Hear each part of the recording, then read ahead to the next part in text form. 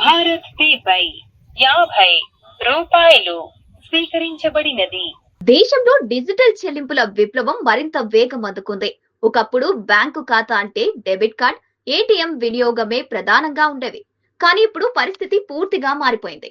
చేతిలో నగదు తగ్గిపోతుండగా మొబైల్లో యూపీఐ, క్రెడిట్ కార్డులు, డిజిటల్ వాలెట్ల వినియోగం భారీగా పెరుగుతోంది.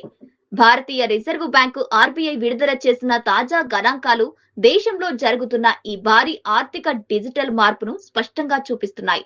2021లో దేశవ్యాప్తంగా డెబిట్ కార్డులతో 408 కోట్ల 70 లక్షల లావాదేవీలు జరిగాయి. అయితే 2025 నాటికి అవి 133 కోట్ల 60 లక్షలకు పడిపోయాయి. అంటే 4 ఏళ్లలోనే డెబిట్ కార్డు వినియోగం తీవ్రంగా తగ్గిపోయింది. లావాదేవీలు మొత్తం విలువ కూడా భారీగా తగ్గింది. 2021లో డెబిట్ కార్డులతో 7 లక్షల 40 వేల కోట్ల రూపాయల లావాదేవీలు జరగగా 2025 నాటికి అది 4 లక్షల 50 వేల కోట్ల రూపాయలకు పడిపోయింది. భారతీయుల కంట్రా ఏటీఎంల నుంచి నగదు తీసుకుని ఖర్చు చేసే పద్ధతిని క్రమంగా తగ్గిస్తున్నారని తెలుస్తోంది. డెబిట్ కార్డు స్వైపింగ్ కూడా తగ్గిపోగా ఆ స్థానాన్ని యూపీఐ, మొబైల్ పేమెంట్లు ఆక్రమించాయి. మరోవైపు క్రెడిట్ కార్డుల వినియోగం మాత్రం శరవేగంగా పెరిగింది. 2021లో క్రెడిట్ కార్డు లావాదేవీలు 216 కోట్లు కాగా 2025 నాటికి 570 కోట్లకు చేరాయి.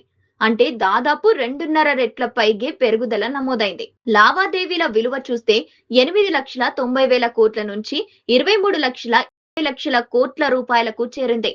ఇది కేవలం కార్డు వినియోగం పెరిగిందనే విషయం మాత్రమే కాదు, భారతీయుల ఖర్చు తీరు మారుతోందని సూచిస్తోంది. క్రెడిట్ కార్డుల పెరుగుదలకు పలు కారణాలు ఉన్నాయి.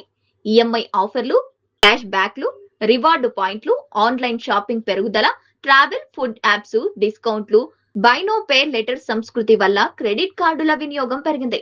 ప్రత్యేకంగా పట్టణ యువతలు ఇప్పుడే కొనాలి, తర్వాత చెల్లించాలి అనే ధోరణి పెరుగుతోంది. ఈ మొత్తం మార్పుల్లో ప్రధాన పాత్ర పోషించింది యూపీఐ వ్యవస్థే. 2016తో పోలిస్తే 2025 నాటికి డిజిటల్ చెల్లింపుల సంఖ్య 33 రెట్లు పెరిగింది. మొత్తం విలువ దాదాపు 3 రెట్లు అధికమైంది. గత 5 ఏళ్లలో మాత్రమే డిజిటల్ చెల్లింపుల సంఖ్యాపరంగా 4 రెట్లకు పైగా పెరిగాయి.